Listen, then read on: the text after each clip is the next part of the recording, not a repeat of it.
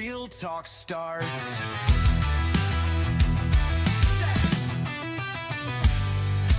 So take a seat, have a chat, table talk, where the real talk's at.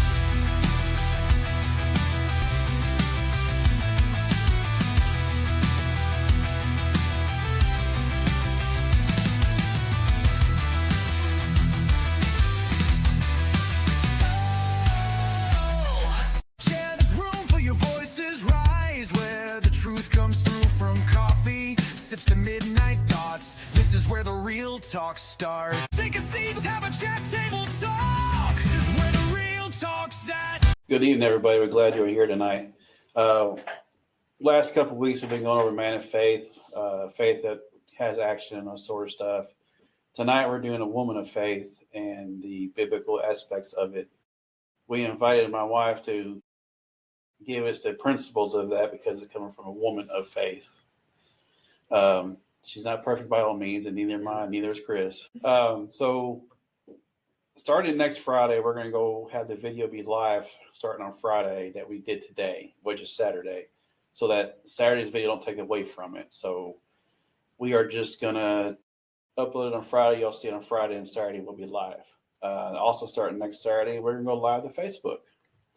We wanted to make sure we had all the kinks and the quirks and everything worked out, audio, video. Tonight's going to be the real test because we're back to having 3 people again, but we'll see how this microphone does. So do tell us the woman of faith. Well, what do you think a woman of faith is? Me, caveman. I mean, it's interesting to see what the man's idea is, you know? I can tell you that it's hard to look out in the world and find one. Yeah. All right. Now, not being judgmental or anything like that. I have referred, because I talk to a lot of people in a lot of different contexts. I have referred many females. Like if you feel like life is messed up, go to the Word. But if you want to get into your role as a female, especially a female in the Word, Proverbs 31. Yep, I was going to touch base on that. I knew you was, and that's why I'm just bringing that up. Basically, I'm going to sit here and nod and comment. Smile and wave, boys. Smile and wave. I do have a couple of thoughts that I'm going to inject in there from time to time because I can't sit here and shut up. But for the most part, as the woman of faith, that is the best I've got as an observational standpoint, not being a woman myself. I'm talking about things that I haven't personally experienced. So that's why we're leaving it to you. Well, a woman of faith is a lot like the man of faith in many ways. Right. We have the same responsibilities to God, the same, we're supposed to fully walk with him and spend time with him. And the biggest difference is we submit. Well, the male submits also. Well, they do to an extent, but they are the leader. They lead over the woman. So, our biggest thing is that we struggle with is that submission. No, we don't. And I think we touched base on that in a previous lesson that we did. I hear thunderclouds rolling in as I speak. The biggest thing for a woman of faith is trusting God. Yep. Trusting God and be obedient. Pray. Dig in your Bible. And that kind of reminded me, I'm reading this book. What is it called? God, I can't remember what it's called. I have to look that up. I don't remember either. I just started reading it. I'm on like the 3rd page and I'm already like, hey, honey, I got an aha moment. That's good. In it, it's talking about, and it's kind of talking about the same things, being of God, being a woman of God, being, a faithful servant.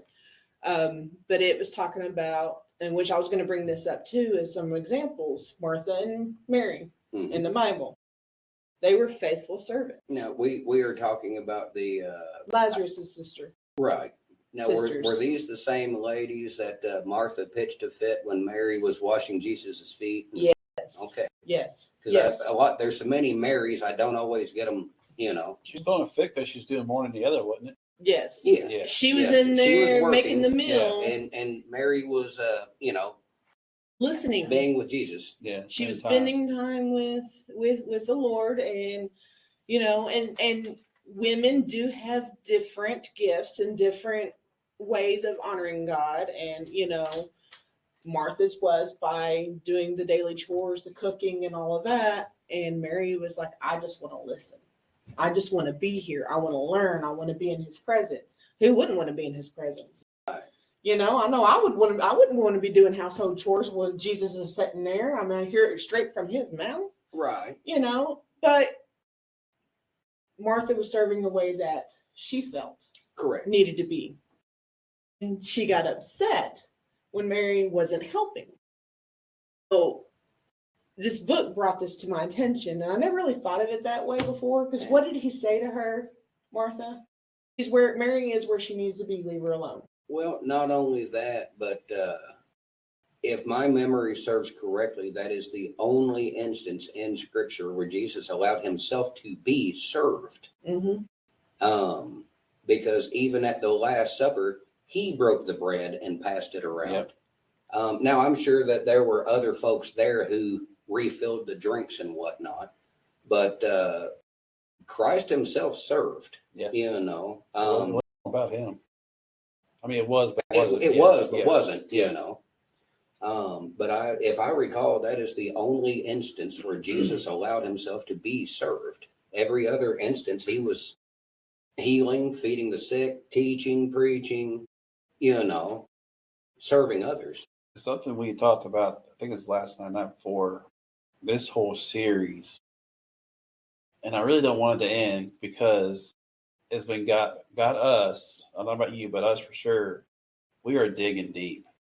Right. And learning at the same time. I always knew the man of the house. Well, not really knew, but I knew of the comment or quote, whatever you want to call it. And yeah, the man of the house. I always knew, but when we decided to do this, it was like going through kindergarten again. Well, and it goes back to what we'd mentioned before. As parents, followers, believers of Jesus, we are to teach our children what that means, and that has fallen away in the world we're living in now. I posted something on Facebook. I reshared a meme, and it said something to the effect of, biblical Christianity isn't popular. Popular, Christianity isn't biblical. And I don't remember where all it went from there, but a friend that we all went to school with commented on there, and it's like, that's why the world is the way that it is. So many of us has gotten away from it. Mm-hmm. Well, and we can blame it on society, and the world is completely different. I even blame it on the apathy of previous generations. Yeah.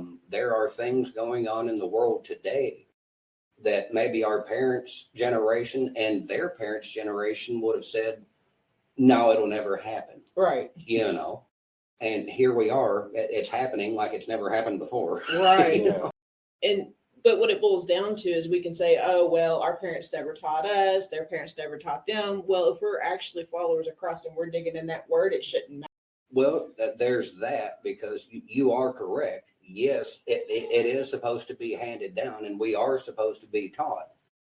But we are in an age where we have access to, it's like we're not in a situation where we can't get a hold of a Bible, where we can't find a church or any sort, we're out of excuses, to be honest with you. Yeah. If we're not following the word, if we're not reading the word, that is a choice. It's not an excuse. It is a choice. But that also goes to the parents who say that they are believers and followers of Jesus. If they're not teaching this stuff, then they're not doing good. Then they're lacking somewhere. Yes. So there's plenty of opportunities out there to learn this. I mean, like I said, we weren't taught. So what did we do? We decided we were going to do this, and we've been digging and digging and digging, and it's opened our eyes up to so many different things. Like we knew the concept, the basics, but actually digging in and seeing and actually working it.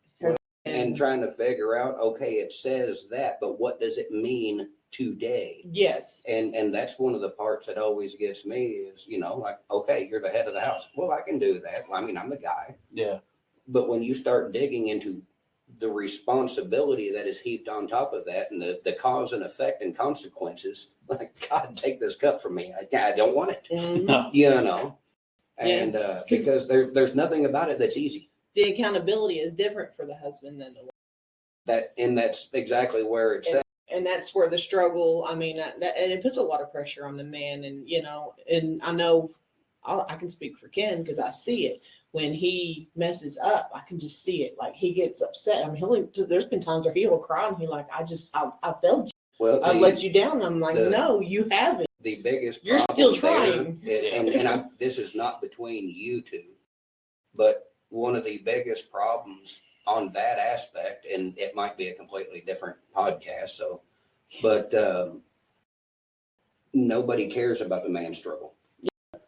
A few months ago, it was a female that we all went to school with. I don't throw names out here, so get over it. She sent me a message a couple months ago. Hey, I hope you're doing all right. You know, it's Men's Mental Health Awareness Month. I was like, let me explain to you how little that, I was like, I appreciate it, but let me explain to you how little anybody cares about that.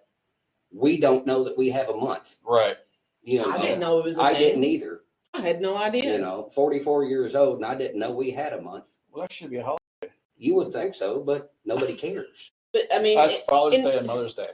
Right. and it's true. Which really ends up being Mother's Day. I was like, Right. even Father's Day and Mother's Day, like Mother's Day, the women get celebrated way more than the fathers, you know. But if the fathers generally being on the Father's leaders, Day, we're still serving the mother. yeah, You know, we're the one manning the grill. Yeah. Which, don't get me wrong, I'm not sharing my grill. I just started sharing with the boys. Learn. Yeah. You know, I do try to make it about him. I really do. Hey, you want to eat? It's your day, and I'll cook it. You know, and I know we're severely off topic, but I do want to get this out. As our society has progressed, even you attempting to make it about him, we're uncomfortable with that because we don't get that kind of attention. Yeah. Mhm. You know, we don't know how to react. You know, you could wake up in the mornings like, hey, the day is all about you. What do you want? Like, boy, I feel uncomfortable. I want you to go over there and leave me alone, you know, because I'm uncomfortable as heck right now. Yeah. And I will say that women do tend to feel that way from time to time too. That's entirely possible. Yeah, Yes. because I mean, how many times have I said I don't want to be the spotlight. I don't want to be no. Don't make it about me. You know, Right. let's just do our day and be done with it. You know, and it can be, you know, just as frustrating for the women too sometimes. But that's not how society portrays it. Right. Society, it's all about and I have noticed that it's about the women, you know, and I'm a stay-at-home parent. Mhm. You know, we just adopted the grandbaby and we're Right. raising her. My daughter, love her. She's a stay-at-home parent. And I see all of these things. And yes, being a stay-at-home mom is more than a full-time job. It is. Oh, yeah. It's harder than having a full-time job. In many ways, yes, because it's constant, you know. There's no break. Well, there's, I was going with that, and it's not that, you know, of course, being a parent is a 24-hour a day job. Yes. Being a caregiver is a 24, you know, like and don't get me wrong, I will make comments that don't always portray things in the best light. But I will tell you flat out, especially like the caregivers, I've visited nursing homes. I, over the years, have dated several. This area, almost every female has been a CNA at some point, so that's not uncommon. And I can't do it. I'm not going to do it. You can't pay me enough to do it. You know, like there's certain aspects, and you know, like this is not just for me. Like all of my guy friends, we have talked about this and we agree. There are certain words and phrases that the females come home and say is like, you know, I'll die fine if I never hear that come out of your mouth again. You know, like I don't want to hear the word uncircumcised ever again. It's in the Bible. It is, you know, but it's the context, you know. But again, we have gotten severely off topic. So where are we at with the woman of faith? Well, let me get back up to that. All I was going to say is, you know, focusing more on the women. something that I watch my daughter do, and I absolutely love it. And Right. I try to do it as well. She does make comments, hey, pay attention to the mom at home. She's exhausted, she's overwhelmed, she's this. Right. But in the next post, it'll be my husband goes and he works hard for his family. He provides for his family. So she gives him that credit as well. It does need to be. Like I said, I do feel for the stay-at-home parent, caregiver, however, because it's not always a child. Sometimes it might be an elderly parent that you're taking care of. No, I mean, it is a 24/7 job, and we can be realistic. A person isn't actually serving every 24/7 moment. Right. But with work, you get to go home and leave work at work. But if it weren't You for know. our men out there working, You wouldn't have that opportunity to be home. And then again, I feel for those who have the split role. They do work and still come home and try to do what they can as a homemaker. yeah, it's hard. Yes. It is hard I'm only saying this just so that, we can put more focus on, the husbands, the fathers, they're out there, and like the single fathers. I mean, that have custody of their kids full time. I can tell you flat out, that is that is hard. Well, that is, if you bring that up, it is more common now, but 20 years ago when that was unheard of. Yeah. So the moms were the ones raising the kids, and the dads were doing, I went through whatever that. Dads are accused of doing. Yeah. And sometimes it's correct. I'm not trying to scapegoat anything, but when you bring up the fathers that have been in that position, it's unheard of. Nobody even believes you. It's not talked about enough. No, it's not. And when the reason for that is because if the father got the custody, there's something wrong with the woman, and our society cannot handle that concept. Well, there's some women who aren't meant to be parents. I'm not going to disagree with you. I mean, I've lived through that personally myself twice now. I mean, there's a reason why we've got a granddaughter we're raising. Right. And then, my own birth mother gave me up. So, there's just some, there are some fathers who make way better parents than mothers ever do. I mean, it just, and I think as a society, we need to start focusing equally, men and women. It takes a community. It takes both, and there is a strong, and don't get me wrong, in no way am I trying to downplay the role of the mother, the wife. Oh, no. But yet I do want to put an emphasis on the male leadership aspect. I mean, statistically, if a mother comes to Christ, the kids are like 17 to 20-something% likely to follow in that. But when the man starts serving God, you're up in the high 80s and 90s. Now, you can draw whatever conclusions from that you want, but that is the data.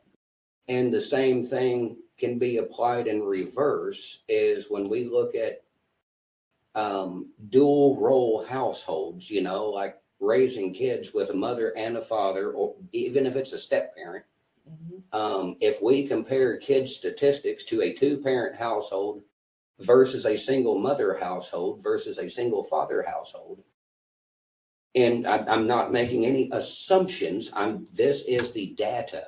A two-parent household, the kids are far less likely to get into drugs, to get into prison, to get into jail time. Now, we all know somebody that grew up in a nice home and made bad choices. Oh, yeah. But we're talking about on a grand scale, what are your percentages? Right. And when you look at single mother households, almost everybody that's in jail for drugs, for abuse, for violence, whatever the case may be, most of these people came from a single mother household. And I'm not trying to put the women down in any way. It's just when you move, and there have been single father households now long enough that we can start collecting data. And the statistics are almost identical to a dual parent household. So the role of a male plays some significant role. And that is why God put him as the head. Well, and that's the point I'm trying to make is I'm not trying to take down women in any shape, way, form, or fashion. But there is, so much of our society, especially since what the 60s or 70s has been, you can do anything a man can do. Okay. But that doesn't necessarily mean that you should. Right. Like I can walk in moving traffic, but it doesn't mean it's a good idea. Mm-hmm. And that's really the only where I'm going with that is, there is an aspect where the male presence, and especially a godly male presence, Mm-hmm. plays such a major role in the development of our families, of our children, that, I don't have all the answers for the who's, the what's, and the whys. It's just statistically it's there regardless. Well, I mean, it's biblical. I mean, it all goes back to God's original design. God designed it that way for that reason. I got to watch my squirming. I keep moving out of camera. Something to remember when God said, make him, like when it comes to marriage, the man, the wife, well, God's in the middle. Yeah, you bring up the three-stranded cord. So I think the reason why God did this, it would make sense to have a man of faith and a woman of faith. Yeah, that is the design. I read something last night, I think it's in Corinthians. If the husband does not believe, but the wife does, I can't remember exactly what it said. He's to leave her, or she's supposed to leave him, or something of that nature. Well, that gets into the unevenly yoked aspect. Yeah. Because the likelihood, and ladies, I hate to tell you this. You're not going to change them. No. If I'll throw that out there. Again, statistically, if a female finds a man and she's like, okay, he's rough around the edges, but I can work with that, and I'm going to change him. Yeah, it ain't going to happen. 9 times out of 10, it will not happen. If you can, she won't respect him and she'll leave. Yeah, because she's now changed him into somebody that she wasn't attracted to. Right. And I had that conversation. Me and my daughter and one of her girlfriends went bowling a month or 2 ago, something like that. And that was brought up by the friend. Is like, I kind of like this guy, but, he needs a little work. I was like, stay away from him, leave him alone. Yep. I was like, because if you can change him into who you think he needs to be, you won't respect him. Yep. Because you was able to make him change. I'm like, and it's the stupidest logic I've ever seen. It always reminded me of that woman having a bad day cutting her hair thing. You're having a bad day, you go cut your hair, and then you cry because you cut your hair off to show him. I'm like, that is the stupid. I don't get it. Yeah, I don't. Yeah. I didn't forget what I was going to say. Well, and don't get me wrong, men do stupid stuff too. This ain't a woman. No, I mean, I was going to say about the woman trying to change the man. How often do we pitch a fit where we tear up crap that we have to now fix or replace, and then throw a fit about that as well? It's stupid. It might make us feel better. I remember a tablet going flying across the floor once and shattered. He dropped it sideways. Yeah, that's what it was. That's what it was.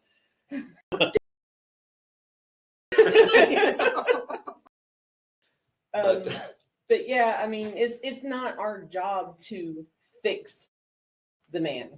That's God's job. Right. And I think that when what you were saying, when we're like, oh, but I fixed him and I don't like him. Well, it's because it wasn't our job to fix him, because we turned him into what we wanted, not what God intended for. Well, and there's also a correlation between trying to find what we want versus what we need. Yes. Wants and needs are completely different. Yeah, and that's not a gender thing. We're all guilty of that nonsense. Yep. All right, so woman of faith. Yeah, so it's back on track here. So ooh, look, something shiny. Squirrel. So yeah, we said about trusting in God, and we're talking about Mary and Martha, and how the way that they worshiped God was different. Yeah, they served in different capacities. Yes. But something that caught my attention when Jesus told Martha, no, Mary's where she needs to be. It made me realize something. How often are we so busy doing for God that we forget to be with God? I heard a pastor bring this up years ago, and I passed it along to my pastor a few weeks ago because somebody asked, how was it worded? there is I want to say it might be in James. I could be completely wrong on that, but there is a reference to being in a constant state of prayer. And they asked, like, how can one accomplish this? And he was going over all that. And of course, I can't keep my big mouth shut. So I let him, and he touched on it. I just couldn't shut up. And it's like, okay, yes, how often are we praying to God? We need to be praying regularly, which, fine, I'm not opposed to that. When do we shut up and listen? Yeah. You know, almost never, because we're busy telling God what we want, what we think he ought to do, what we would like him to do for us. And, you know, don't get me wrong, I'm guilty of this very same, you know. Oh, yeah, we all are. I mean, we are. And that's what I was telling him. I said, it kind of made me think, you know, we're starting this new podcast and stuff. And, you know, we don't want to get too busy doing for God that we forget to be with God, whether it is by prayer, Bible study, you know, or like you said, simply just sitting and listening. Be still. Being still, yes. And I can't. I think that's I think a lot of it is we want to do our little prayer, we want to do our little Bible study, and then we just want to go, okay, we're right done. back about our life. Yeah, we're done. And a lot of times church is the same way. We go on Sunday, we top off the tank, and then we go back to everyday life for the rest of the week. And guys, that's why a lot of folks say the church and the Christians are hypocritical. Yeah. Now I'll correct them because I'm trying not to get sidetracked here. Either way, hypocrites, that's a different conversation. But we are supposed to be the church. We are not supposed to go to church and get a refill and a top off. Now, don't get me wrong. Sometimes that's exactly what we need. But sometimes your cup's so empty, you just have to. And I'm not disputing that, but it's not supposed to end just on Sunday. It's not supposed to be for us. That's the thing is we go and a lot of times we're getting that word, that message, that worship time, and we're using it for our benefit, but we are supposed to take that in so we can then pour it out. You know, I always wondered why when you go through scripture, it always refers to us as a broken vessel. Well, what happens when you pour into a broken vessel? It leaks back out. Yeah. That's exactly what we're supposed to do. Is we're supposed to take in the Spirit. We're supposed to take in the Word, the message, and we're supposed to go and let share it drip as we're supposed to plant those seeds and right. You know, that's what God calls all of us to do, man or a woman. We're supposed to spread His word. Right. You know, there's no, and we're also supposed to live it. Yes. You know. Yeah, definitely. I talk about that a lot. Our walk and our talks matching. Definitely. That's a big one for me because it's so easy to talk it and not walk it. It's very that is the easiest part, to be honest with you. Consistency comes in, or complacency comes in. Yeah. I just said two big words. I don't know where they came from. Anyways, it's just getting complacent. It's so easy. You do your daily routine, your weekly task. Like me and her were talking earlier, during the week when I'm working, because I have, certain days off, I go to work, come home, we eat dinner, we go to bed. Yeah. Watch TV for an hour or so, spend time with the kids and the baby. It seems like we're doing Bible time on the weekends, and that's it. Well, It seems like. Well, I read my Bible app every night before I go to bed. I said we. Now, as a couple together, yeah, that's what we got to work on, that togetherness. Read it out loud. Yeah, well, he's usually snoring. So. Well, here's what's He funny can learn is, through osmosis. Place a Bible on his head. like I told her today, I said there's a lot of things I need to work on, and I saw a TikTok video, and there's 10 steps, and I will share it on our post here after this video. I don't remember all of them, but one of them was praying together and doing Bible study together as a man and wife. Mm-hmm. And that's something I need to work on as a husband. My wife does Bible study every night. I do mine. She does hers. And that's it. And what's funny is, as we're talking about the biblical things of the wife, the family, the husband and wife, 1 Corinthians chapter 7 reads in my mind. I don't know if it was a God thing, but I read it last night, and it's like, what? Of course, and the wife's over here like. Okay, now spit it out, because I'm, don't specifically recall 1 Corinthians chapter 7. Basically, it's talking about how husband and wife are supposed to spend time together. It's Paul's message to the church is Paul about, said you're not the supposed to couples. neglect your Yes. wife. You're not supposed to neglect your husband. Okay, so this is also the submit chapter. Yes. that we Yes. like the submit Yes. one, but not the rest of it. You're not Yeah. supposed to deny Okay. them or stuff like that unless it's Right, agreed right, upon. right. And I'm reading this, and then I'm like, well, didn't that Proverbs say the same thing? Weird how that happens, isn't it? there's a lot of things that are mentioned multiple times in the Bible, but that's for a reason. It's like a nuisance, but not in the It's bad not way. a nuisance. It's But not a in a bad way. reminder. It's Yeah. like, hey, this was Right. important, so it's going to be repeated multiple times. God said, I told you to do this. Okay, you didn't get it here. I'm going to tell you over here. Mhm. Oh, it's in the Old chapter too? Well, guess what? It's in the New Testament also. Right. The thing about it is, if it's important, it will be made known. Yeah. It'd be right. Yeah. But it'll say God said. and that's it. And, if you're feeling like there's being pressure put on you to do this, that's a good thing. It's annoying as can be at the time, It's called conviction. and And, I'd just say embrace it. And the wife- God says do this, do it. and the you know, wife may make have time. the wife may have mentioned this a few times over the last year or so. Say, Hey, look we at need her to putting her authority in there. we need to pray together. We need to, but again, that goes back to the role of the wife Right. and a faithful woman, a woman of faith. When you know your husband is not doing biblical, we are to gently guide them back. Try to at least. And this time it wasn't another man telling me. I know. Right.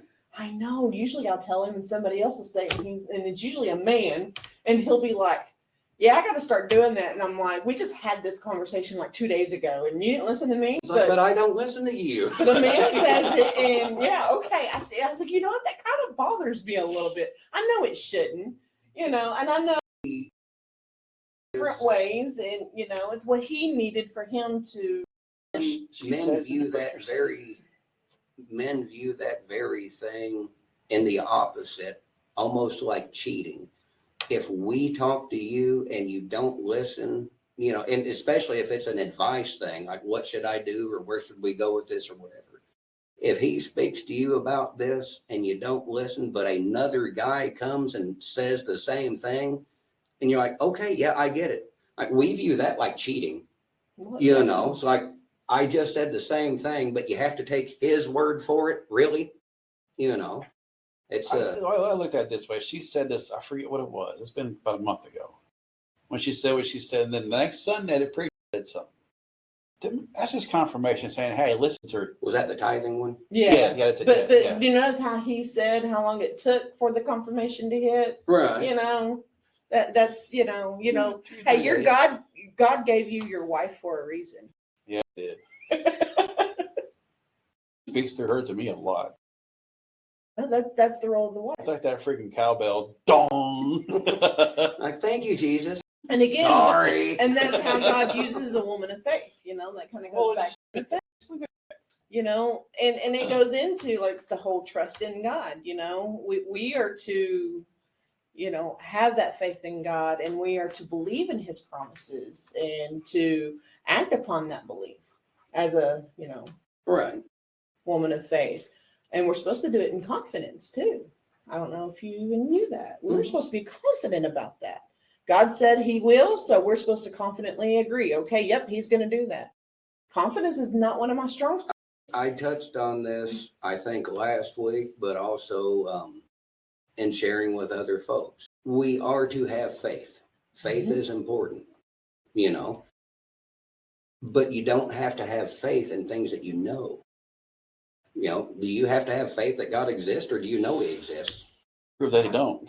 Well, and that's where I'm at. It's like you have If faith. God keeps His word and He keeps His promises, you don't have to have faith that God is going to keep His word and His promises. It's like And that's where we have trouble is we know the electric bill is going to show up at the same day every month, and we don't have faith that it'll show up. We know it's going to show up. Does that make sense? It's like you had faith in that fuel pump. Yeah. Well, I really didn't. I had faith in my God, Okay, because fuel pumps generally work or they don't. So this got actually kind of interesting. And I actually got permission from my daughter Alicia to share this. So I will say her name because she gave me permission. We were talking about how we were doing Oh. this on faith. So she got a new king size mattress. Her father-in-law had to pick it up. They were following him. It was in the back of his truck. Well, he was in a hurry and may have went a little bit more than he should have. And May have exceeded the posted what- recommended speed limit, you know. So, you know, imagine that. It's not strapped down. I had moved. Hey. Didn't flick the straps and say I ain't moving. From what I understood, it wasn't strapped down. Sounds of it now. So let me put that out there. From what I understood, well, they're following close behind. Next thing they know, they see this, you know, flip up, and I mean, like everybody's fine. It's helicoptering. Yeah, and She's not freaking out. She's not freaking out. And her husband, she said, her husband looks at her and he's like, "How are you calm?" She goes, "I had faith. God had us." She's like, "I just knew I had faith." And she goes, "Inside, I might have been freaking out a little bit, you know, that's kind of scary." Well, I mean, you also have to be thankful. It's like, well, it's not a giant piece of steel. It's at least soft. Yeah. Well, they were following so close, but they still. I don't even think she said that they ended up not even hitting it. Right. And so there was no car damage. There was no like nothing. Like, you know, they missed it completely. If I understood Did the mattress correctly. survive? Huh? Yeah. Yeah. Everything survived. And there was no damage to anything. And the grandbaby slept through the whole thing. That's funny, but she's talking about this, and we just got done doing our podcast. Yeah, and she was like, "You could share that if you want." And I'm like, "Well, if we could fit it in somewhere." And you said the faith about your fuel pump, and I was like, "Oh, right.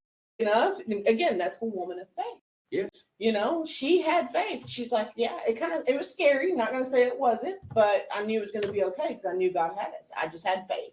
Right. And you know that again goes to that. You know, fearlessness is actually what's next that I was going to call out. Fearlessness. Right. You know, having that faith of God's got me no matter what. God's got me. He's going to protect me. He's going to guide me. I might not like some of it, but No. His way is better than mine. And I have to have that fearlessness, that faith in knowing that He knows more than me. And wherever it may go, and it might be scary at times, it may be out of my comfort zone, which, you know, doing this is out of my comfort zone, you know, but, and he asked me, he's like, "Have you been nervous about this at all?" And I was like, "I thought I would be, but I'm not, you know," and that tells me that God has put us here. And then again, that's where I have that faith. God has us doing this for a reason. This isn't about us. This is about God and getting His word out. And so that tells me, I believe that this is, you know, our calling from God. Like, this is what we're supposed to be doing, because I've not been nervous about it, and I'm not good on public speaking at all. And he's like, "I haven't been nervous either." And I'm like, "Well, that's good. You know, that means we're doing something right." You know, we're having that faith in God, and He's going to get us through. And, you know, and our audience might be a little low right now, but you know what? God can turn it around and do miraculous things. If we reach one person, just one person, we've done what we're supposed to do. I heard a story, and I don't know how accurate it is, because this was way before our time, but back, let's say roughly Depression era, there was a church outside of whatever area this happened in that was doing a tent revival. This gentleman invited one of the neighbor kids to go, about 12 or 13, I think he was. Might not have even been that old. Kid didn't want to go. He's like, "Well, I'll bring it up when it gets closer." So, and this guy just bought a new truck.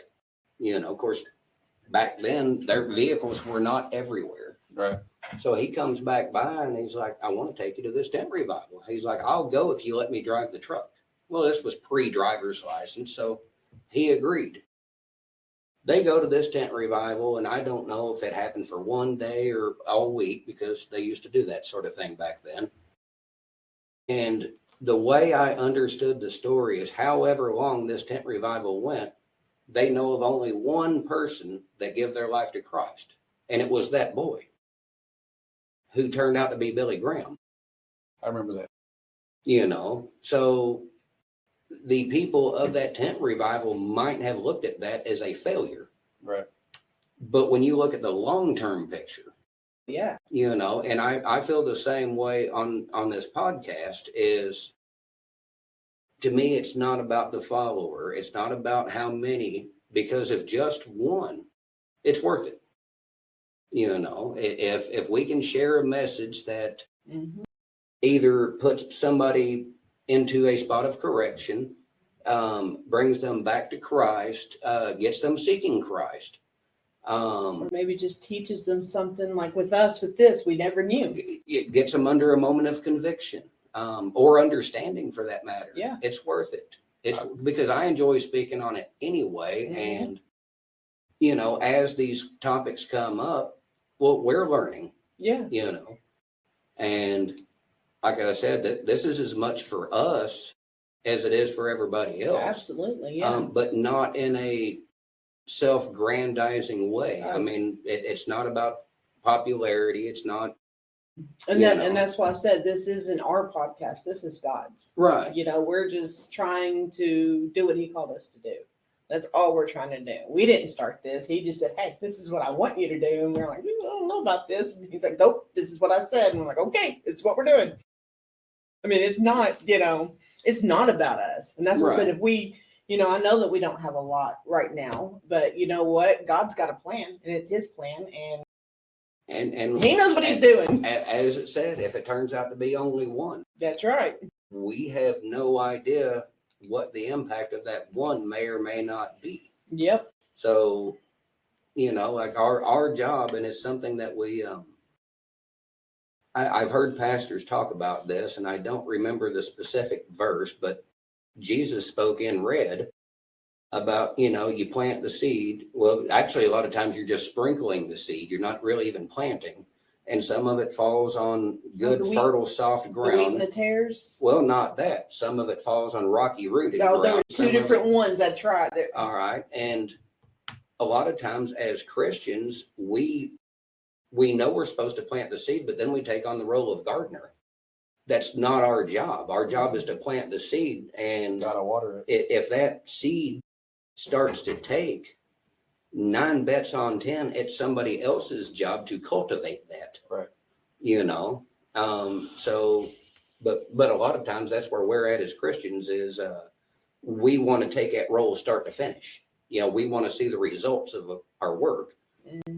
That's it's not our work. No, it's not. And that's where, and it's not our place. That's where that's what I was saying a while ago about the man and, you know, the woman's wanting to fix the guy. Well, that's not your place. No. And it's not your place. You can plant the seed, but it's up to him and God after that. Right. You know, and that's where free will comes in on that one. Right. Love and compassionate, you know, I mean, that goes back to also the wife being, you know, she's supposed to be the nurturing one in the home, and, you know, and it's the same. You got to be loving, compassionate for God, for people, if you're going to be a woman of faith. I heard a lady say that in her house, her husband is the head and she is the heart. Yeah. And that's pretty much, you know, that's pretty much summarizes that part of it. Yeah. He's the head and she's the heart. She's the one that does the nurturing with the children, even the husband. You know, if he's having a really bad day, guess what? I'm right there. How can I help? What can I do to help you? You know, and that works both ways too. I mean, he does that for me too. Right. You know, you both have to be, supportive. You know, supportive and loving. And choking the kids. That I do. I can see where that would be important. It's illegal to sell. We have several people offer to buy. You can give them away for free. No, we're not getting rid of my kids. Not until they're old enough to go. Well, we spoke about this last week. They are y'all's kids. He's just getting rid of his half. Yeah. They're still yours. But here's the thing: if we are one, they're just as much mine as they are his, and there is no half. They are just. There is no half. You know, because we are one. Well, then it's not yours either. And he's the head. We'll just send them to your house until they're old. I think he might enjoy having Gabe around because he's always wanting to work. That might not be okay. Too bad. I love the boys and the grandbaby. I love all of our kids, including the what they call them, all prodigal. The prodigals. Right, yeah, we have a prodigal. Yeah. But you know, we pray for them and all that good stuff, and you know, we wish that both of them be a woman of faith. We got one that's working on it. Both of you are. I am too. And it was funny when we were telling her and her husband the principles of being man of the house. And he's like, see, I roll you. I was like, that is not what that means. Right. Of course, he was just joking, you know. The funny thing is a man of God is not going to, you know, for lack of better term, when he points out, when he says, when he dictates, so to speak, if he's a man of God and a man of faith, he's not putting her in a position that's disobedient to God. You know, he's not, you know, if he's walking his walk, he's not going to tell her anything that's going to put her in a position of sin and danger and, you know, and the he's stupid thing ultimately is responsible for making sure that she knows, her and the children know God. And well, there is that, and I heard another lady say, and she was on the subject of the whole submission and everybody's foot draws up, that she's like, honey, sometimes his correction is his protection, because what you don't realize is sometimes he's protecting you from you. Yeah. You know, That's a hard one. yes, And it's very hard for us women to hear it. Yeah. It is. Well, and but again, that goes. Let's not make this a one-sided thing, though, because Back and as forth, guys growing up, you know, we think we're full grown at like 12. Yeah. And of course, mentally, in a lot of ways, we are, because our self-improvement kind of stops at toilet training. But beyond that, But we women get that mature same faster.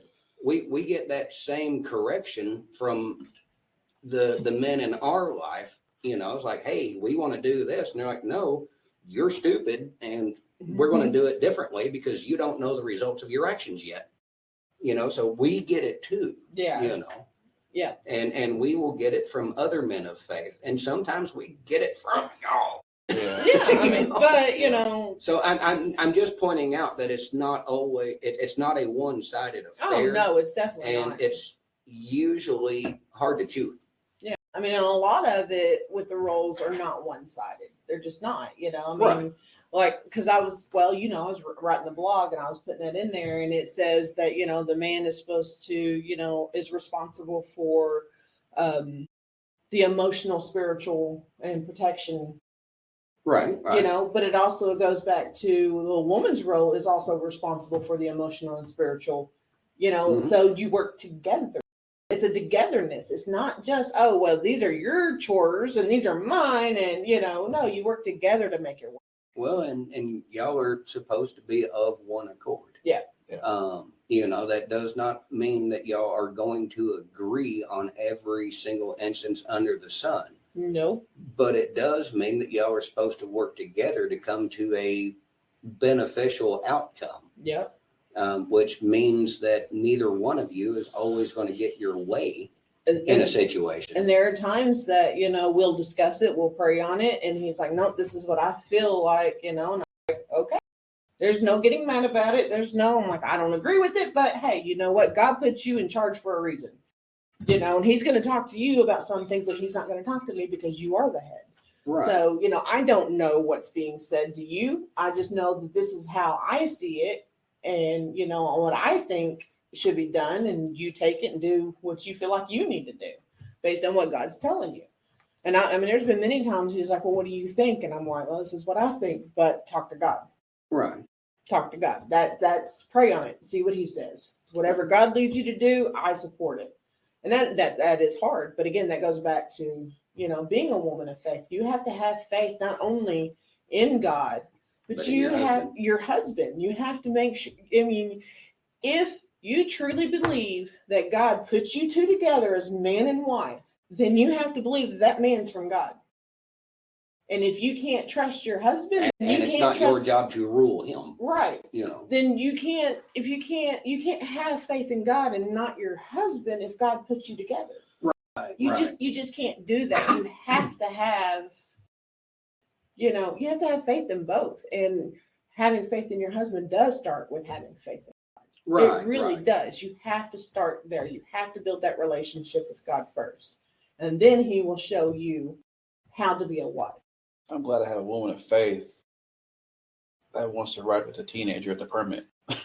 I'm teaching him to drive instead of, because I'm a little bit more calm. Be still. All being still, sitting there tapping my foot. Break. She's saying it for me. Right. But he's not doing too bad. But, He's not. with a woman of faith, though, also, when it comes to situations like that, it's good to have that strong woman that's not afraid to do the things that the man. But I'm also home. You work. Yeah, and she's looking the window. Sorry. Sorry, guys. The grandbaby's tapping on the window, licking it. All right, then. Now she needs her crayons and helmet. She's good to go. Amen. I don't forgot where I was going with that. Talking about me being A woman of faith is. I'm not saying she's not me, but in general. She's not she's not the perfect example, but she is an example, and I'm loving it. And as she said, we're learning together. I'm not perfect. What? I'm perfectly imperfect. How's that? You're perfect for me. That's right. You're perfect for me. And ew, Chris just said. Yeah, that's why I just made y'all stop. No, I don't care. We just lost our 2 viewers. Great. I spoke with you about this, I don't know, a year or so ago. You'll see people there on Facebook. It's like, hey, we've been married like this long, and hey, great, you have beaten the odds. Like, I'm happy to hear it.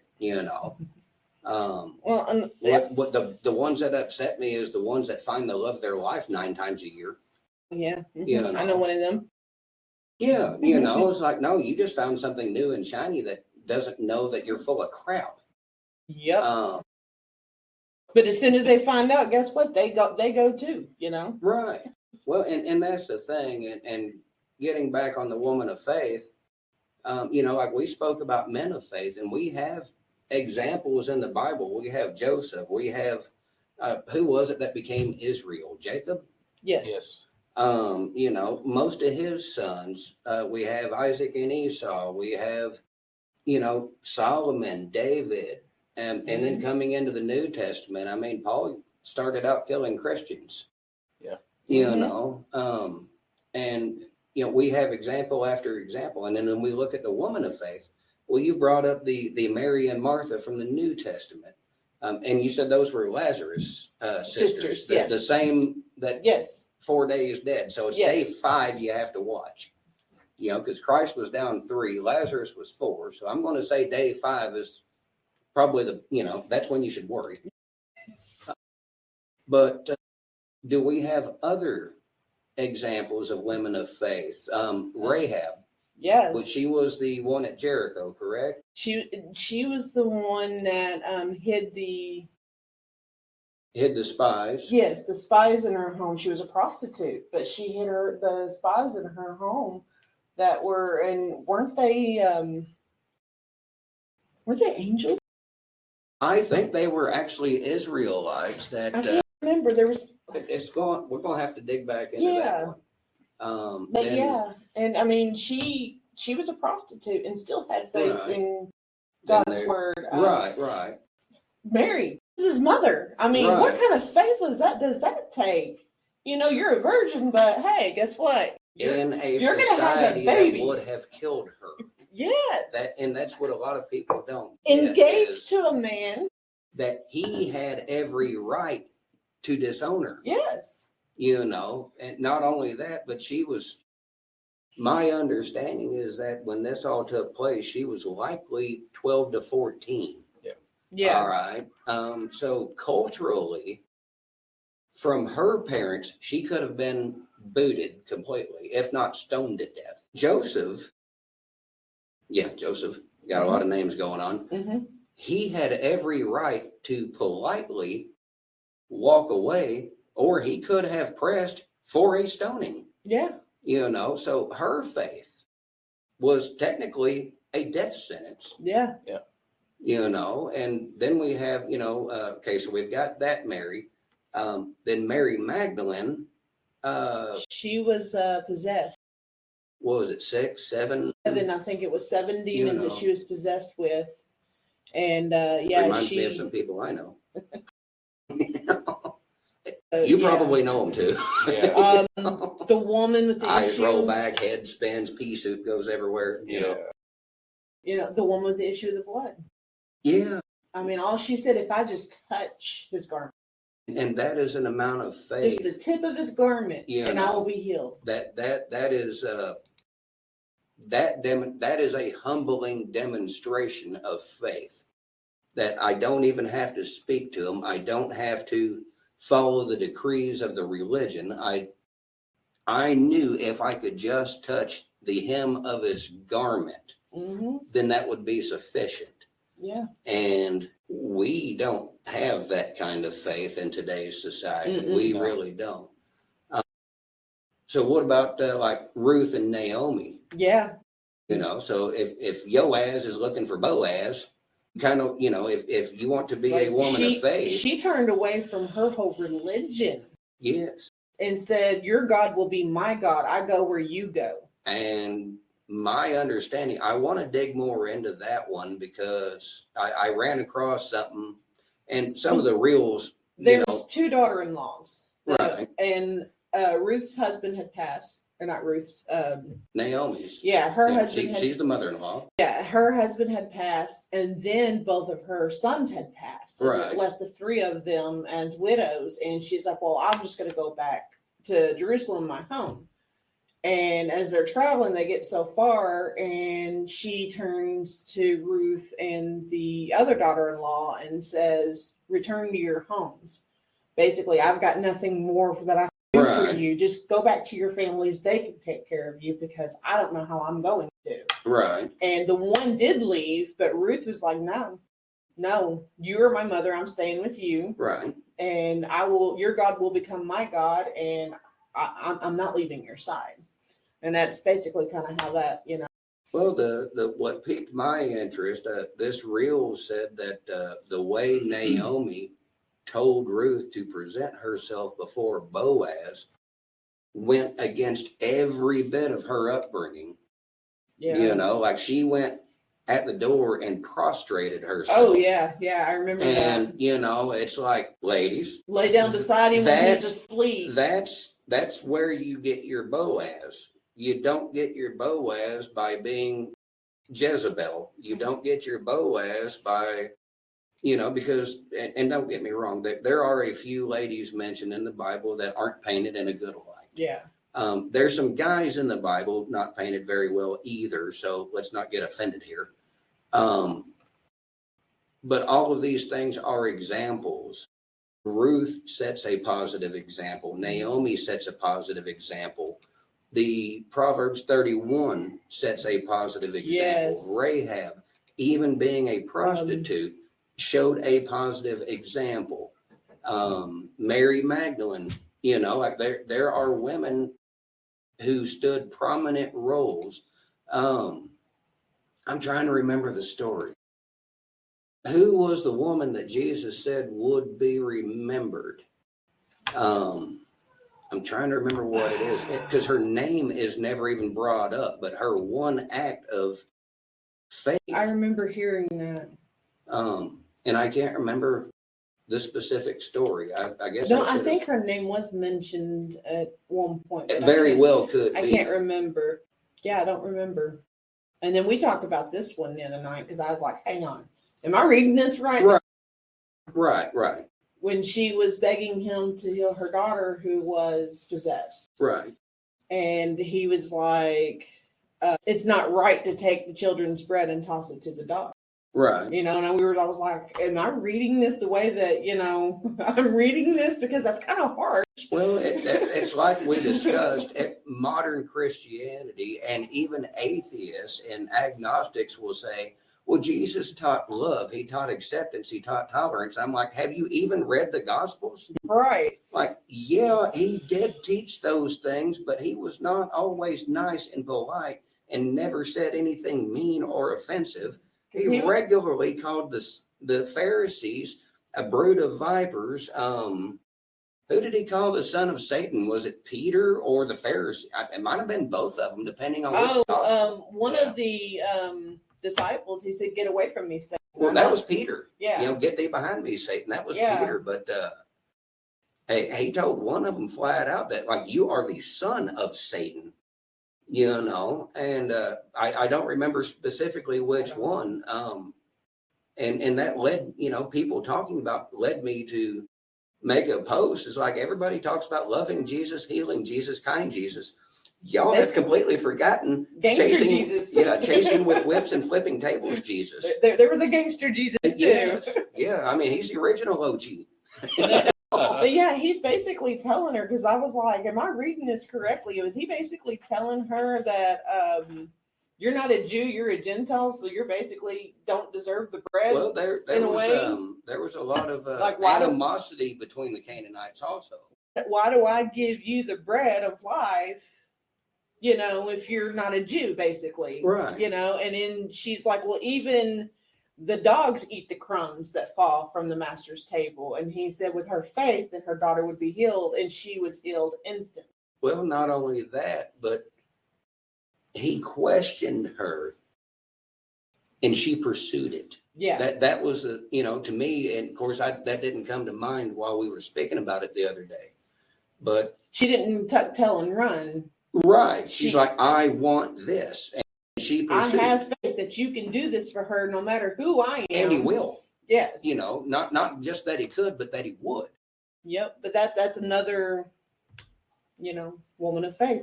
Yeah. The scripture is plumb full of, like we hear so much, and you touched on this. We hear so much nonsense about, well, the man's got dominion and it's just control and he's trying to do all this evilness. And I'm just going to stop there because it's all horse poop. But tell me, why is the Bible chock full of females who are in many ways heroes of the faith? Was it Rebecca that helped lead the New Testament church? There was one in the end, and for Paul, he was helping. She was actually mentioned too as a woman of faith. She was one of the ones that was taking the letters to the church for him, to one of the churches for him. Yes, I can't remember her name, but she was also considered a woman of faith. And then you've got the married couple that were out teaching God's word. I can't remember them either. See, my brain. That's there in Acts, right? Yeah. I think so. Now we're not talking about the married couple that lied about their tithe. No.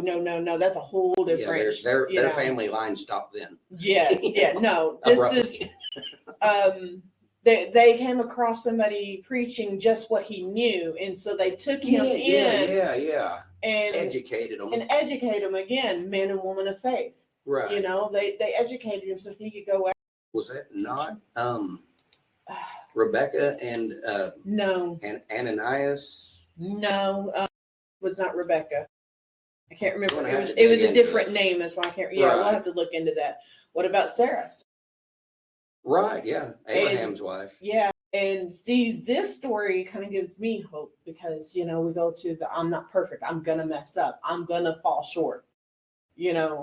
Sarah, she fell short for a moment. The stupid thing is, and like me and DJ spoke going over the men of faith, every man in there that is considered a hero of the Bible, it also lists their mistakes. Yeah. The only one that didn't have any mistakes was Christ himself. Yeah. But Abraham screwed up. I mean, he pimped Sarah out on their travels. Come on. That's funny. That's I mean, let's face it. That's my sister. Right. And how many and then like the third one's like, why did you tell me that she was your sister and not your wife? And if you remember further down, it reminds me of Sins of the Father. His son did the same thing with his wife. Yeah. Like every hero, like David screwed up royally, especially with the Bathsheba incident. Solomon was the wisest that we know of. Yeah. And had a harem full of women and still the thing about it is, what is it? Ecclesiastes might be Lamentations. I always get that area confused. Where I have chased power, I have chased money, I have chased goodness, I have chased women, I have chased everything in this world that this world has to offer. and all of it's pointless and meaningless. Mm-hmm. Without God, it's all for naught. Yeah. And so I mean, these are stories of people who messed, crapped the bed. they messed up, but still found their way back to God, repented, true repentance, not, oh, I'm sorry, and continue doing it. Right. They turned from their sins, and they still kept the faith that God would forgive them and still bless them, even though they knew they messed up. And that's kind of with Sarah. She laughed. God's not going to give me no, but of course, right. Abraham did too. But but she's like, I'm going to take it in my own hands. Here's Hagar. Right. Here's my slave. And then she got pregnant immediately and was like, oh, I don't like her now. Weird how that happens. Right. So, in your opinion, what does a woman of faith look like? Is there a way to paint the picture? Okay. I thought I already did that, but okay. He's getting us back on topic. Well, that is on topic. That was on topic. We're talking about Sarah's faith. She lacked faith for a second. I'm asking because we've went through several days. I just want to do it Proverbs again. 31 is going to be your best go-to for woman of faith. She's going to be loving, compassionate, fearless. She's going to be all about God. She's going to go all in with God. And that's not saying that she's going to be perfect. Right. She's going to mess up. She's going to falter. She may have doubts from time to time, but she's going to take accountability. Yes. Which is a bad word this day. Yes. She is going to spend time with God in prayer, reading his word, listening to him. She's going to be obedient, be submissive. She is going to be a wife that her husband is not prideful, but proud of, Mm-hmm. And she's going to be the wife that God called her. Yes. Right. She's going to allow God to change her into who she's supposed to be in God's eyes, not the world's eyes, not her own eyes, but who God says she is. And she's going to see herself the more she gets closer to God. She's going to see herself more as God sees her. And she is going to be humble. She's not going to be prideful or boastful or, she is going to serve. She's going to love. She's going to give. She's going to be, wise. I mean, wisdom is a big thing, but that goes again to researching and, listening to God. And she's going to be loyal. I don't know if I said that already. I don't think you have. I want to enter it, get back into it. Right. She has said it once before, but I want to get back into it in case somebody just started watching again. Absolutely. The reason why I said that because somebody did just start watching. And I wanted to let them know what we're discussing. Right. A woman of faith. She's going to strive to grow for spiritual growth. She's not going to say, okay, I read the Bible once, I'm good. You're not going to go to church and help them bless you if they can? No. No. I mean, I finally, this beginning of this year, finally finished the Bible for the first time all the way through. Right. I don't know how many times I've started and I can't get into it. Right. And then something just, I know what it was. It wasn't just something. It was God. He was just like, nope. You can do it. I don't know. This passion just out of nowhere was like, okay.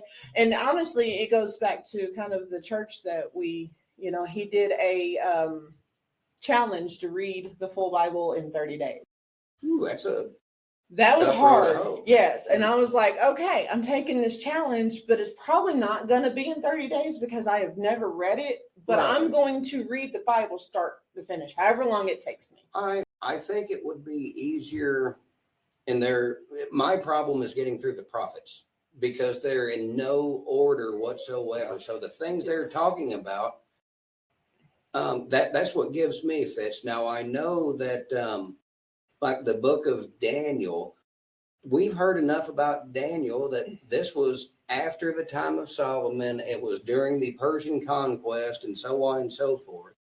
And we've all heard about Nebuchadnezzar and the writing on the wall. Mm-hmm. Was it Nebuchadnezzar yes. first or second? first, wasn't it? The first, I believe, yeah, because he's the one that went mad, and it was his son that screwed up, and that's where the writing on the wall came in. Yes. So, like, I'm pretty sure. but that's my problem getting through the prophets is the association. What are they talking about? When, like, where does this fall with the rest of the Bible in the timeline?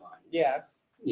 Because, just saying, hey, Jerusalem, y'all are screwing up and it's going to be bad. Well, okay, but what did they do? Yeah. What specifically are we talking about? That's been my problem. So trying to go through it in a more chronological way, yes. So the first time I read it start to finish. Right. I'm reading it again the second time through, and the Bible app has where you can do it in chronological order. There's an actual plan that you can. Yeah, I've done that. And I'm reading that now, and I'm like, it's weird though, because it's like, okay, this chapter's not here. Right. It's like, wait, so in a way it's still kind of confusing because how the chapters are lined up. Yeah, like when you go through the book, the Bible, like Job is almost at Psalms, but chronologically it's about 3/4 of the way through Genesis.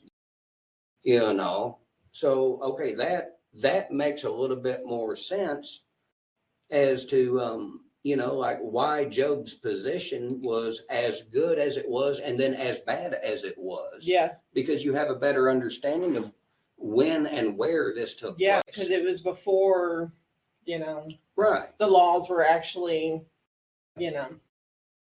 So I took that challenge and I read through it, and now I'm on my second, like I said, the chronological one, and it is kind of neat seeing it in that perspective of how it actually happened. Right. And I do different translations. I do New King James, and then I did MSG and an ESV, and that's another thing that I'm going to do is I'm going to go through and read it. I did New King James the first time. Right. I was doing MSG and somehow I got switched to ESV, so I don't know. But I'm going to read it through with that one, and then I'm going to read it through with, different translations because different translations break it down. Some are easier to understand than others. But each time I pray, hey, God, show me what I didn't see the first time. Right. And he is showing me different things. I'm like, I don't remember reading that the first time, but, maybe it's when I was in bed and kind of half dozing and didn't really, The fun part about the Bible, it's called the living word because every time you read it, you're going to get something out of it that you didn't get the previous time. Yeah. I tell a story, a young lady I dated years ago, she called me one night, like I'm ready for bed. She called me excited and I'm like, well, who broke in the house? She's like, I feel so stupid. Follow me and I'll make you fishers of men. Mm-hmm. I'm like, yeah. She's like, that never clicked. I always thought, well, why is he going to make them fishermen? They're already fishermen. I mean, they were talking about casting the nets. She's like, it never clicked in my brain. She's like, I've read it since childhood. I'm like, yeah. And then I got fussed at for making her feel stupid because, like she was excited and I wasn't, but How dare you? I know it's my manner, but, but it's one of those things that, you'll read it several times and it might not click. But when it does, it makes perfect sense. Yeah. Yeah. And that's going to happen every time you read it. Yep. And that's, part of being, You got it. Sorry. Grandbaby's blowing raspberries on the window now. Woman of faith is you've got to continuously have that want and that urge. And like I said, I tried many times and just couldn't do it. And then all of a sudden it just, okay, God's like, nope. And I've been praying for, give me a heart for you. I want to have that passion to learn, I need that passion. And it started happening. And now it's like, sometimes I do too much at once and I'm like, okay, I got to back up. And I've got 4 different Bible studies going on in there, plus reading the Bible and doing this. And that's the thing is we all need a heart for worship and a passion to dive deeper. I used to hear Miss Renita say, We are supposed to press in until we can see his face. Yeah. Yeah. All right. And she used to say that, and it made no sense to me. But the more I thought about it, like, this woman understood things that I didn't, you know. And where was I going with that? But you can't overwhelm yourself because you will mess up your understanding. Yeah. You know, just like everything else, if you're pulled in too many directions at one time, everything suffers. Yep. And I mean, I was just so excited to I had this passion again, finally or again. And I was like, I want to learn everything I can. And I had my daily one reading the Bible start to finish. I was doing one with him. I was doing one with the teenagers. I was doing one with my daughter, because me and her always have one going on now. Right. She lives 2.5 hours away, so we can't really meet face to face. So we do different Bible plans together on there, and we can comment on there if we need to or whatever, and we can call and discuss it. And I love having that. Right. Being able to do that with her. And again, that goes back to there's no excuses. These things right here have, the opportunities for you to do have it. phone technology, video technology, webcam, Skype, you name it. What we have is either opportunity or excuses. Mm-hmm. But I was doing I was doing, I don't know, 5 of them at a time. And I was like, I can't keep doing this. I'm overloading my brain. I can't keep track of what I'm reading. So I kind of backed up. We're doing one between the two of us. We're going on Revelations, and I have my daughters, and then the one that's, Right.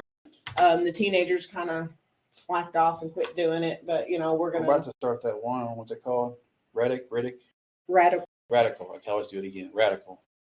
We're going to order, he's got one book, and we're going to order another, and we're going to try to start doing it together. Right. That's something I was like, we've got to get back into, I just feel that strongly. If we're going to make this work, especially with this podcast, we've got to be obedient. We've got to, Right. I just want to tell we got to pray together, and we got to start Yes. studying together. I want to tell the husbands out there, I know from experience, if you pray for your wife the night before, she'll wake up in a good mood.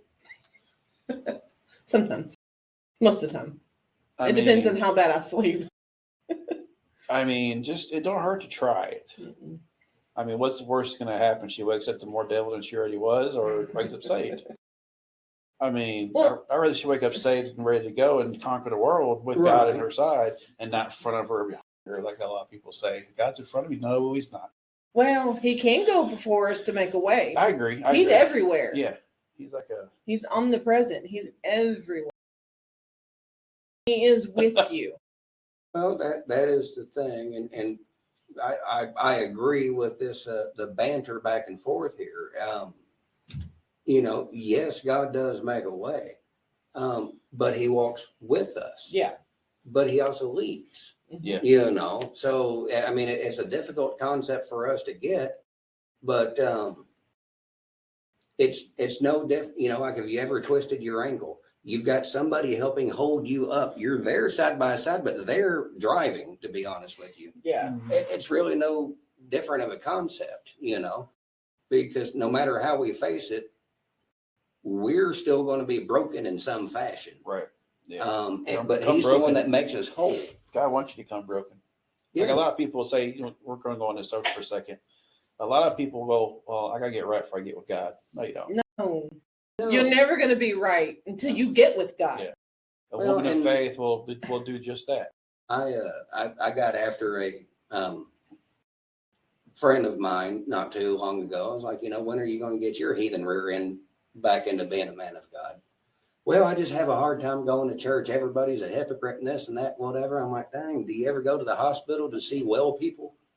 That's a good one. Like, do what? And I was and like, you don't go to church for people the people. don't want to go to church because it's full of hypocrites. Do you go to the gas station? Do you go to Walmart? Everywhere you go, there's hypocrites there. Yep. So why is church the one that you can't stand seeing them at, but you go everywhere else that they hang out? It's not about, churches aren't about the people. It's about God. Yep. You go to see God, not the people. Right. Now, I'm not saying there are some instances in some churches where it's best to kind of walk away, but that's Yes. God's discernment to place on you. Right. That's between you and God. He'll tell you where if you need to be there or not.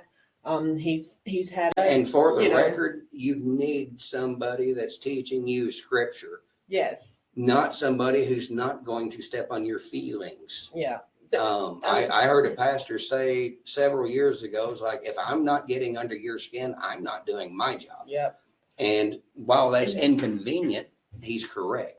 Yeah. And there are too many who want to give you the niceties of the Bible and don't want to teach you the harder things. Right. There are some who will teach you the harder things, but they're not 100% biblical.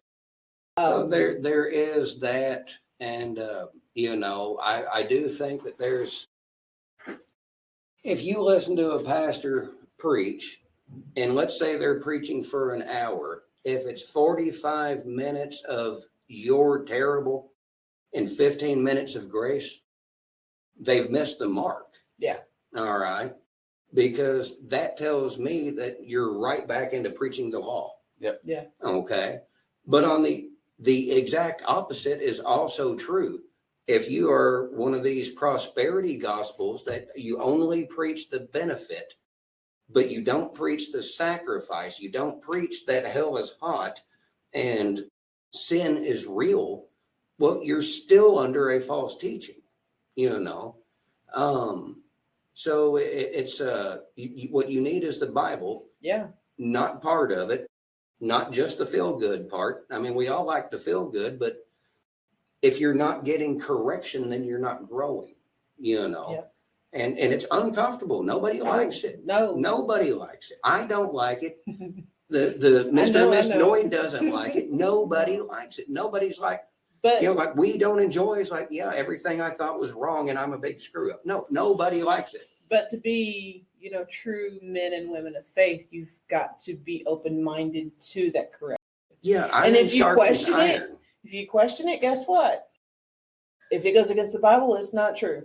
Yeah. If it goes with the Bible, then you might want to start looking at what's being correct. And I will even add a footnote there. The Bible, it's very complex, but at the same time, in many ways, it's not. If somebody is trying to make a point, the more strings they have to draw to make their point right, the less likely it is to be true.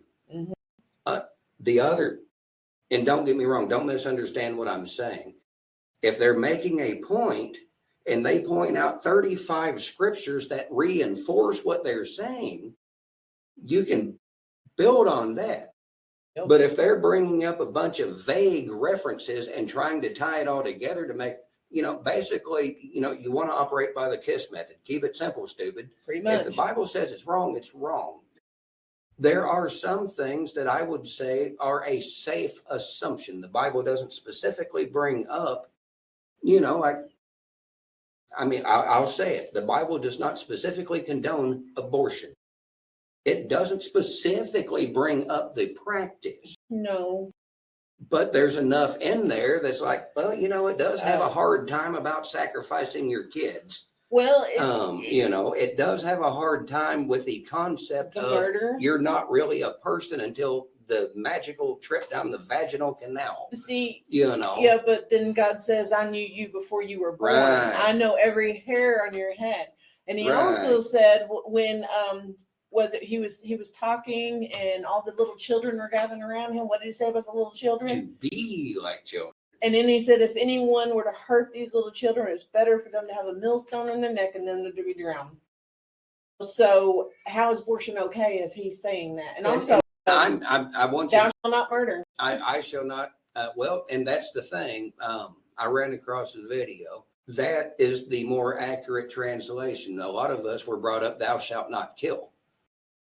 Murder is different than killing. Murder is the shedding of innocent blood. Children are innocent, and until they reach a point of accountability where they know that they're doing wrong, they're technically innocent. It's the same with I know of an individual that they refer to special needs people.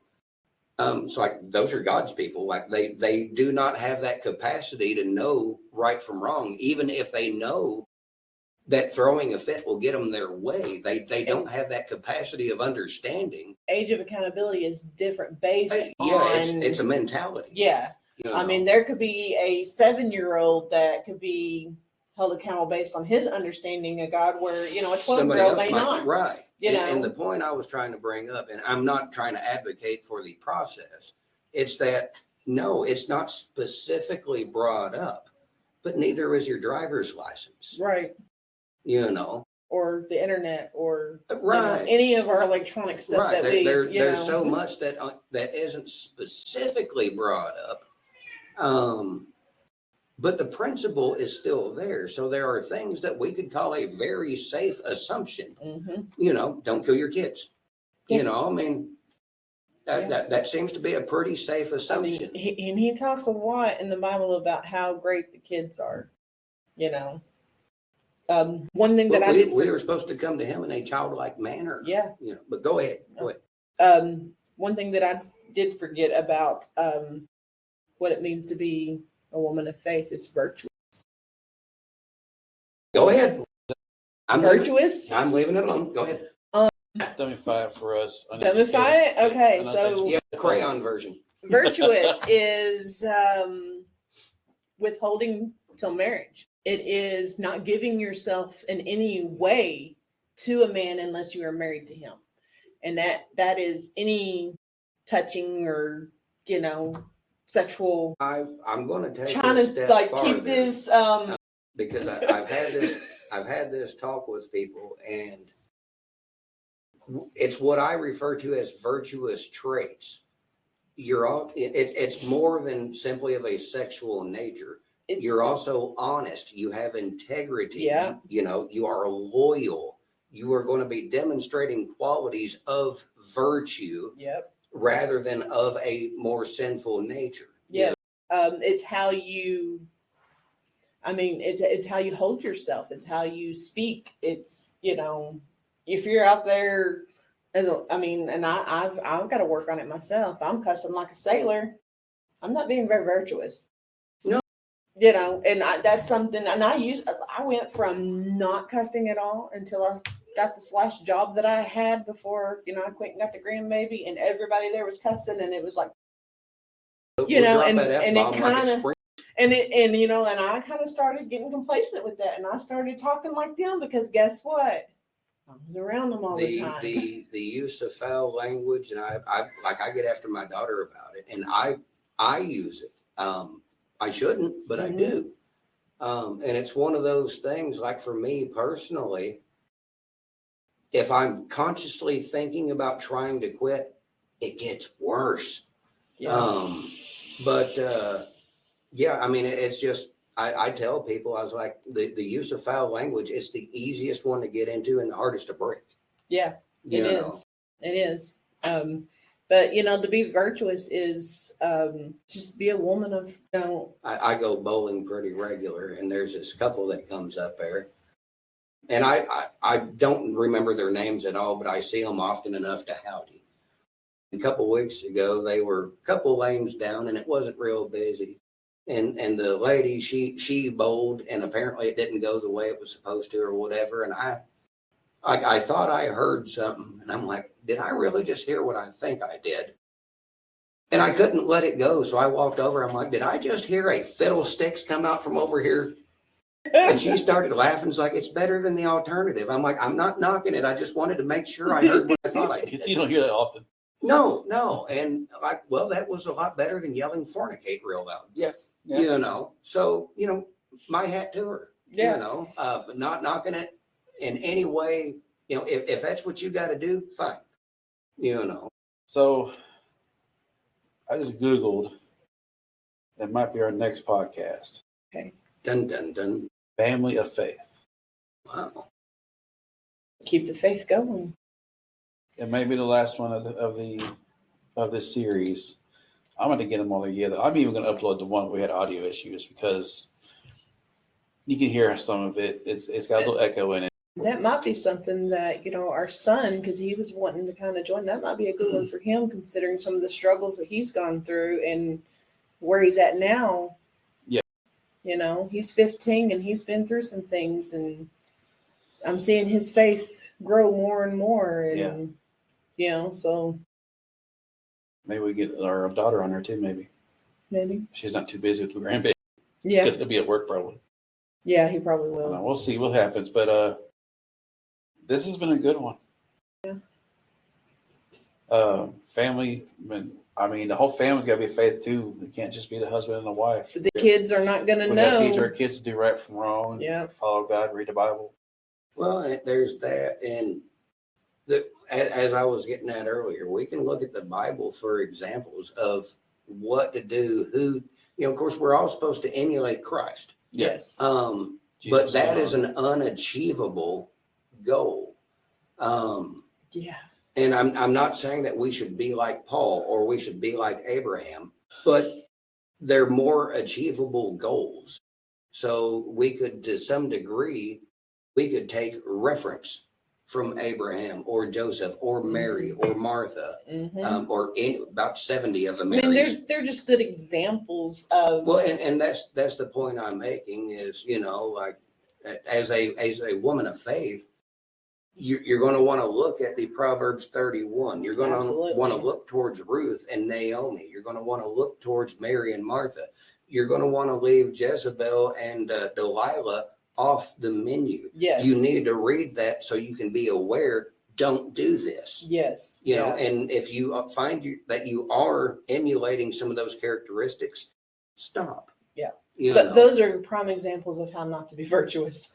Right. And for the gentleman, it's the same way. If we're looking and we're like, well, Abraham did this and he was screwing up, but I see a strange resemblance. Well, quit.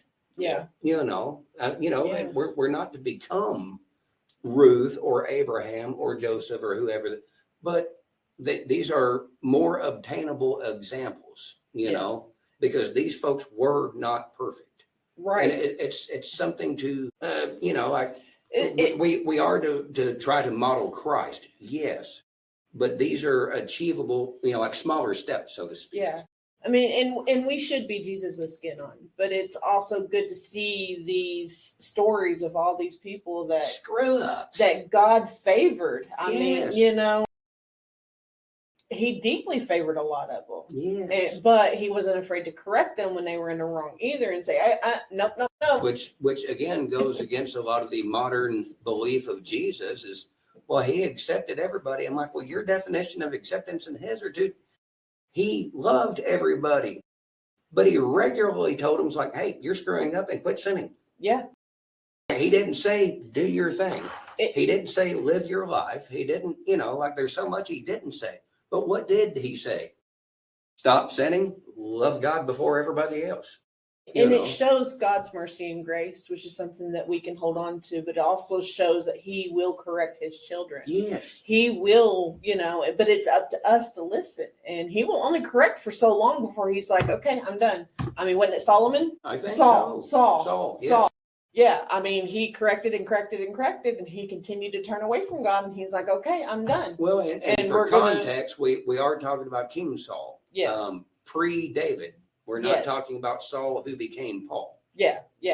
So, it's up to us as men and women of faith to take that correction and, turn from those things that we aren't supposed to do. And there's multiple characters in the Bible that have said have done just that. I fell short, but God corrected me. I'm back on track. And we can see God's grace and mercy and forgiveness. We can see the blessings he's bestowed on them. And if we strive to be like Jesus, knowingly that we're not perfect and we're going to fall short, that gives us hope. Right. And too often we find ourselves as Jonah. Yeah. Trying to run away. Hey, go talk to these people. No, I don't like them. Yeah. I don't know why you like them. Yeah. It's like, well, I told you to do so anyway. But I don't want to, And I will say, when I say a woman of faith, Proverbs 31 woman, There is a lot to that. Really. Yeah, each line packs a punch. Yes. So don't get overwhelmed. Don't take it one step at a time. Yeah. Work on, and you and God have that conversation. What do I work on first? Because God's going to tell you where you need to work on. But don't try to do it all at once because, I'm still working on it.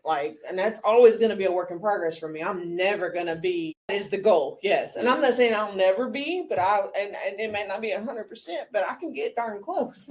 But it's going to take work and it's going to take time and it's going to take God. And that's pretty much what a woman of faith is.